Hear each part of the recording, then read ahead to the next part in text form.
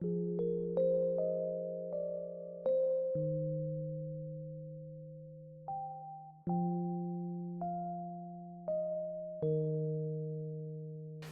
et j'espère que vous allez bien aujourd'hui.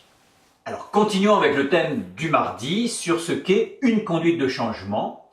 Et aujourd'hui nous allons évoquer ce que j'appelle la confusion objectif-moyen.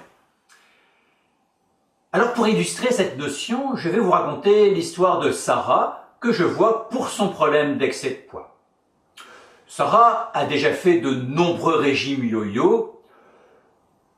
On constate en revoyant son histoire de poids qu'elle a souvent repris 3 à 4 kilos supplémentaires à chaque fois qu'elle a arrêté de faire régime. Elle vient me voir pour que je l'aide à maigrir et elle me parle également de son problème de grignotage et de ses tendances à craquer sur le chocolat en cas de stress.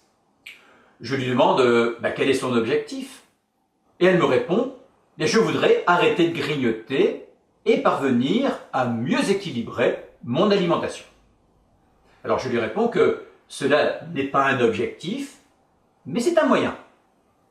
Qu'est-ce que vous voulez voir changer en vous? Cela, c'est un objectif. Et je l'invite, comme nous l'avons déjà évoqué, à définir des changements concrets. Une fois que vous savez où vous voulez aller, eh bien on peut commencer à choisir le chemin, autrement dit, sur quoi il va falloir travailler. En fait, c'est ça, la confusion objectif-moyen. Et cela se mène souvent à ce qu'on appelle la loi de tout ou rien. Par exemple, si l'on considère que son objectif est de faire tel ou tel régime, eh bien, on attend le moment où on est prêt à faire le régime, et quand on est prêt, on le fait à fond, jusqu'au moment où on arrête le régime. Le côté pervers de cela, c'est souvent que l'on fait les choses quand on se sent capable de tout bien faire. Et si l'on ne s'en sent pas capable, eh bien on ne fait rien. J'exagère un peu le propos, mais si vous y réfléchissez bien, vous avez peut-être déjà eu cette expérience-là. Un autre point est que si l'objectif est de faire régime, le jour où on fait un écart, on peut vite considérer que c'est foutu, qu'on n'y arrivera pas, et on arrête le régime.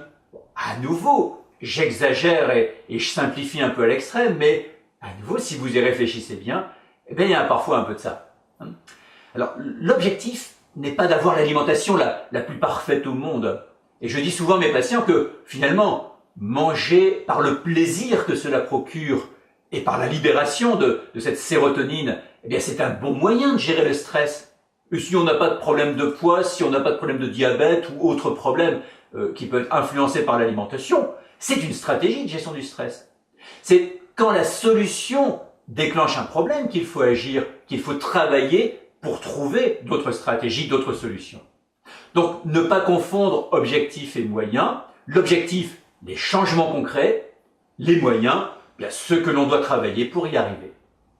Alors, la mission que je vous propose aujourd'hui est de faire un peu évoluer vos objectifs de changement. Et pour chaque changement, définir les moyens, autrement dit, vous lancer des défis de la semaine. Allez, bonne continuation et moi je vous dis à demain.